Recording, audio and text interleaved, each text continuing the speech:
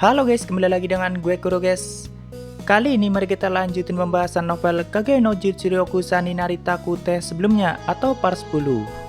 Jadi yang belum nonton part sebelumnya, gue saranin kalian buat nonton dulu biar lebih enak memahami alur ceritanya. Oke, langsung aja kita masuk ke konten.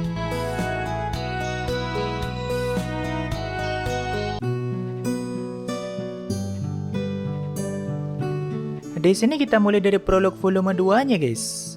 Setelah insiden akademi sebelumnya, akhirnya liburan musim panas telah dimulai dan akademi sendiri juga sedang mengalami perbaikan. Chit yang berniat menghabiskan liburannya untuk latihan keras tiba-tiba mendapat surat dari Alpha yang isinya jika kau bosan datanglah ke Tanah Suci Lembung. Di sana terdapat salah satu situs suci dan juga pusat dari agama paling populer di dunia itu. Biasanya mereka akan selalu berkata Dewi Beatrix memberkati para pahlawan dengan kekuatannya dan dialah satu-satunya dewi sejati yang ada. Begitulah mereka mengatakannya. Chit sendiri sudah pernah datang ke kota suci dan jika menggunakan perjalanan normal atau dengan kereta maka akan memakan waktu 4 hari dari kota Midgar. Jadi dia bingung akan menggunakan perjalanan normal atau memakai mode shadow dan menggunakan langkah super cepat. Tapi akhirnya dia tetap akan menggunakan perjalanan normal dan menggunakan mode cupunya sebagai Chit Kageno. Namun ternyata di tengah perjalanan, tanpa sengaja Chit bertemu dengan Rose Oriana dan tentu Rose memaksanya untuk ikut bersama di dalam keretanya. Karena Rose juga akan menuju ke Tanah Suci untuk menghadiri undangan sebagai putri kerajaan Oriana. Di sini Chit sangat menyesal sih karena jika tahu akan bertemu Rose, mendingan sebelumnya pakai mode shadow dan menggunakan kecepatan penuh untuk sampai ke Tanah Suci. Walaupun bagi Rose pertemuan itu adalah sebuah takdir. Rose bilang di sana ada sebuah acara besar yang disebut sebagai ujian Dewi dan Rose menjadi tamu istimewa di acara itu. Jadi setiap ujian Dewi dilaksanakan maka pintu yang menghubungkan tempat suci akan dibuka. Nah di dalam tempat suci itu tersimpan banyak kenangan dari para pejuang hebat di masa lalu termasuk penyihir kuat dan juga para pahlawan. Nantinya mereka bisa dipanggil ke arena untuk bertarung tapi tergantung dari kesatria yang mengikuti ajang itu bisa memanggilnya atau tidak. Biasanya dari ratusan peserta, hanya 10 dari mereka yang sanggup memanggil para pejuang hebat dari masa lalu dan bertarung melawannya. Padahal hampir semua yang mengikuti ujian Dewi merupakan kesatria kuat dari seluruh dunia. Umumnya kesatria yang berhasil memanggil pejuang hebat dari masa lalu lebih kuat dari pejuang yang dia panggil. Tapi dikatakan 10 tahun yang lalu, ada kesatria yang berhasil memanggil pahlawan Olivier, cuma dia malah dikalahkan oleh Olivier. Yang berarti dia lebih lemah dari pahlawan Olivier. Tentu yang dia hadapi cuma memori dari pahlawan Olivier yang diwujudkan di arena Tanah Suci guys. Dan jika ada yang berhasil memanggil pejuang hebat dan mengalahkannya, semua orang percaya kalau kesatria itu akan mendapatkan berkah dari sang dewi. Seperti kekuatan, kekayaan, kekuasaan, dan sebagainya. Chit yang mendengar cerita Rose merasa seperti sedang mendengarkan khotbah ilahi dan dia berpikir mungkin saja Alpha meminta datang ke sana untuk menonton bersama.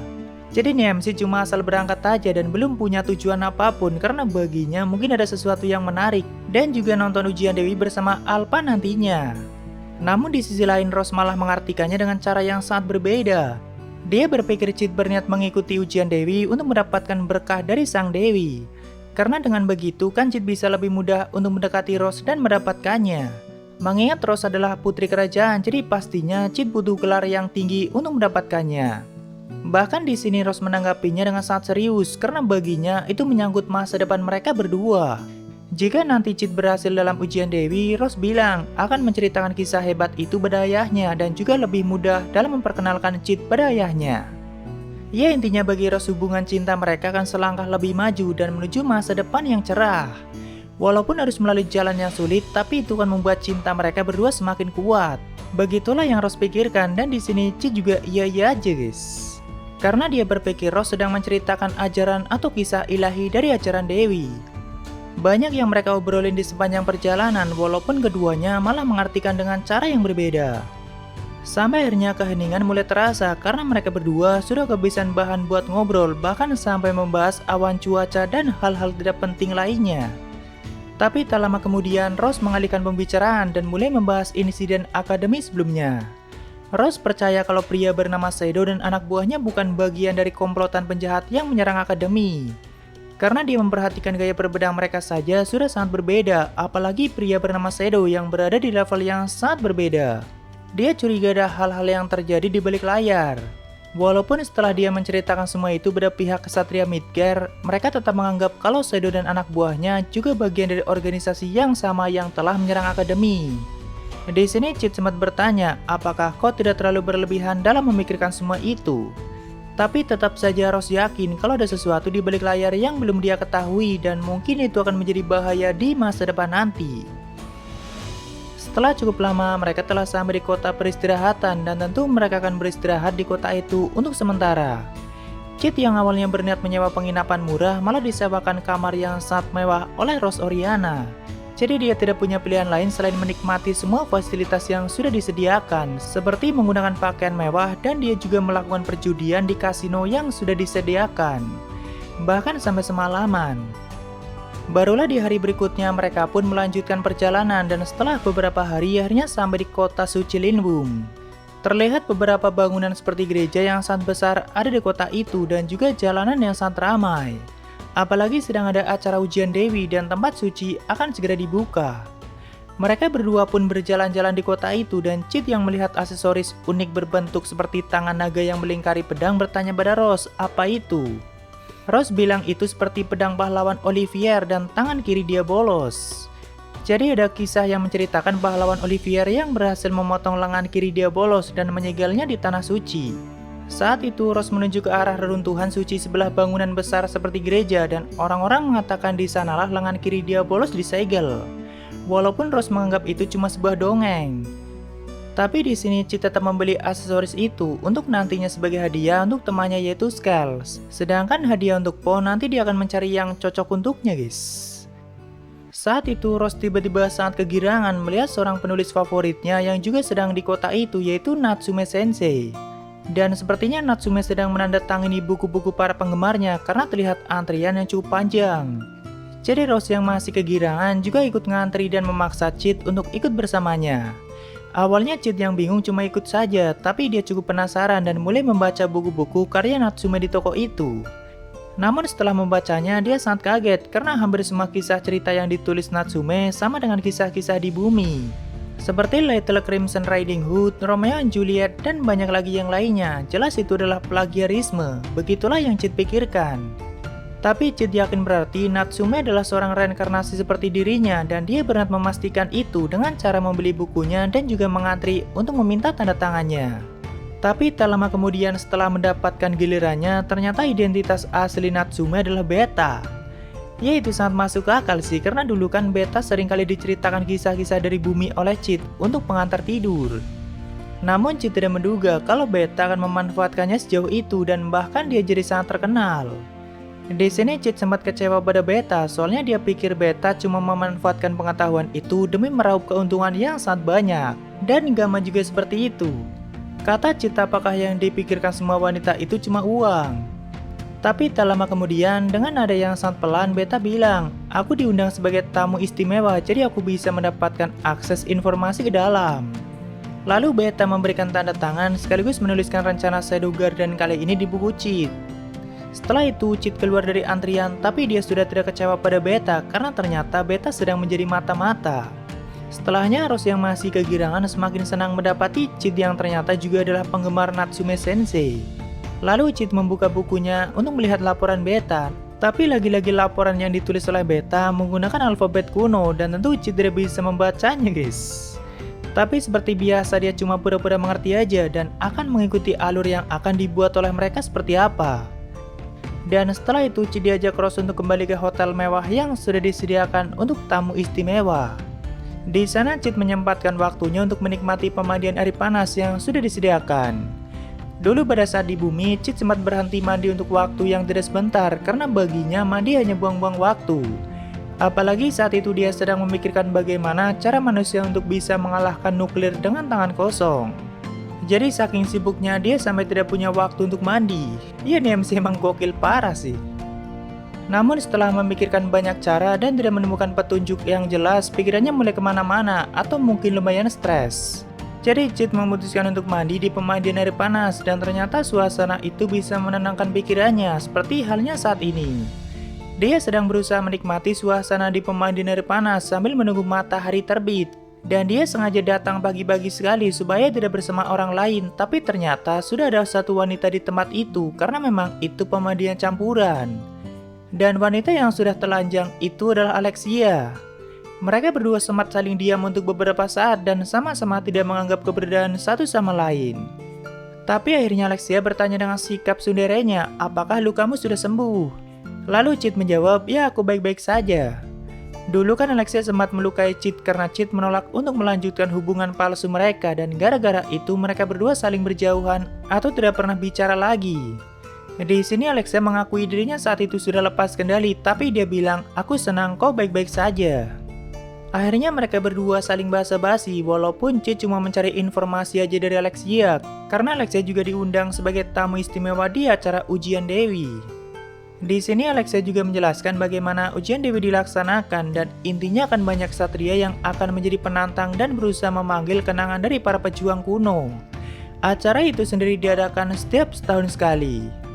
Namun kedatangan Alexia juga untuk menyelidiki sesuatu di Tanah Suci karena ada banyak rumor buruk mengenai sang uskup agung atau Archbishop.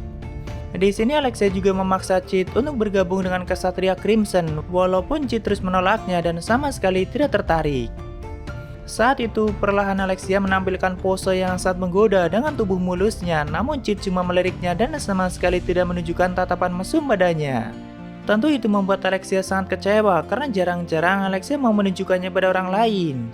Ya, Cid kan emang gak terlalu tertarik pada hal-hal semacam itu dan kalau dia mau juga ada alpha, beta, atau gamma yang jauh lebih cantik dan seksi dari Alexia. Justru Cid menegur Alexia karena tempat itu harusnya digunakan untuk menikmati suasana, apalagi matahari mulai terbit. Dan di sini Cid ngobrol dengan Alexia dengan cara berdiri dan tentu Alexia bisa melihat semuanya, guys. Bahkan Alexia beberapa kali melirik pada senjata Cid. Jadi Cid bilang, bisakah kau berhenti untuk melihat Excaliburku? Tapi Alexia malah tertawa mendengar Cid yang menggambarkan punyanya sendiri sebagai Excalibur. Karena bagi Alexia bukankah itu lebih pantas disebut sebagai cacing tanah daripada Excalibur? Tentu Cid menyangkal hal itu dan menasihati Alexia kalau cacing tanah atau bagi Cid pedang suci saat ditarik dari sarungnya maka bisa mengirimmu ke dalam perjalanan menuju taman kekacauan. Ya dia cuma ngasal aja sih. Tapi saat Cid mengatakan kalimat keren itu dia sambil mengibaskan handuk di kedua kakinya dan juga menepuk pantatnya sendiri dengan sangat keras. Dan tentu itu menampilkan pose yang sangat aneh. Tapi kata Cid biasanya para orang tua sering melakukan adegan itu di pemandian air panas. Jadi dia hanya menirunya soalnya baginya itu menarik. Setelahnya mereka berdua pun keluar dari pemandian dan berpisah di tempat itu. Lalu di tempat lain dan masih di Tanah Suci, Alpha sedang menatap patung pahlawan Agung Olivier. Di ruangan itu juga ada satu mayat yang sudah tertusuk sebuah pisau, tapi bukan Alpha yang membunuhnya dan Alpha juga belum tahu siapa yang melakukannya. Mayat itu adalah Archbishop Drake. Lalu sambil menatap patung Olivier, Alpha seperti bertanya padanya, apa yang sedang kau lakukan di tempat suci? Kenapa setiap kali menarik kembali sejarah kelam, kami menemukan banyak kebenaran dan kebohongan yang terjalin bersama di dalamnya? Tapi tentu sebuah patung tidak mungkin menjawabnya. Namun Alpha bilang, aku akan menunggu pintu tempat suci dibuka yaitu besok, lalu dia pergi dari tempat itu.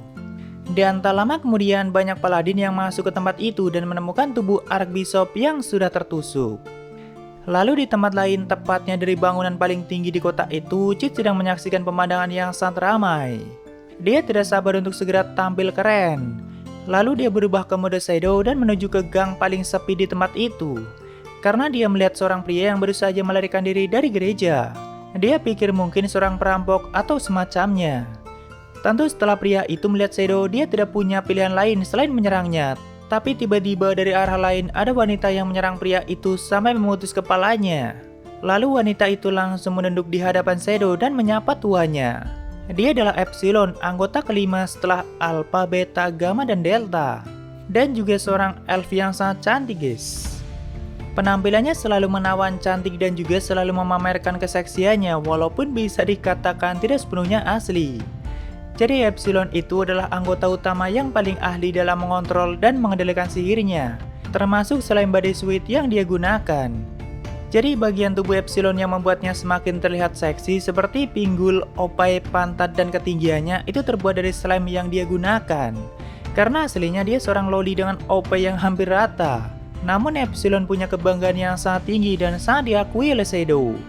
Apalagi semua anggota utama yang lain punya tubuh seksi dengan OP yang besar, jadi Epsilon tidak mau kalah supaya Shadow mau melihatnya. Nama panggilannya adalah Epsilon yang setia. Butuh kejelian tingkat tinggi seperti Shadow untuk melihat daging dan kulit palsu yang Epsilon tambahkan, karena itu sangat terlihat seperti asli dan hampir tidak ada bedanya. Dan memang selain bodysuit bisa melakukan itu tergantung dari orang yang menggunakannya. Cuma Shadow selalu pura-pura untuk tidak menyadarinya dan bahkan seringkali memuji penampilan Epsilon supaya dia kegirangan, seperti saat ini Shadow juga memujinya. Lalu Shadow bertanya bagaimana situasinya dan apakah rencananya berjalan dengan baik. Epsilon menjelaskan kalau target kita sudah dibunuh oleh sekte Diabolos dan orang yang dia bunuh saat itu juga bagian dari mereka. Jadi Shadow Guardian akan beralih ke rencana B dan akan membatalkan rencana awal. Seperti biasa Shadow pura-pura memahaminya dan dia bilang pada Epsilon, "Aku akan bertindak sendiri dan jangan kecewakan aku." Tentu Epsilon mengiyakannya dengan tegas. Lalu mereka berdua berpisah di tempat itu dan siap menunggu esok hari untuk acara utamanya. Tapi kita lanjutkan di part selanjutnya guys, biar nggak nanggung. Oh iya, ada Sabaria dari Kucing Gaje. Semangat bang, lanjut bahas LNKG no Jutsu Ryokusa. Oke pasti, makasih Kucing Gaje. Ya mungkin segitu aja untuk pembahasan kali ini. Jika ada kesalahan gue minta maaf atau kalian bisa koreksi aja di bawah. Dan thank you yang udah mampir, sampai ketemu di video lainnya. Salam guru guys.